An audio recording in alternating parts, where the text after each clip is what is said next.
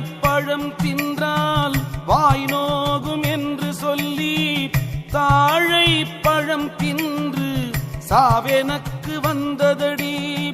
தாழை பழத்தை விட்டு சாகாமற் சாகவல்லோ வாழை பழம் தின்றால் என் கண்ணம்மா.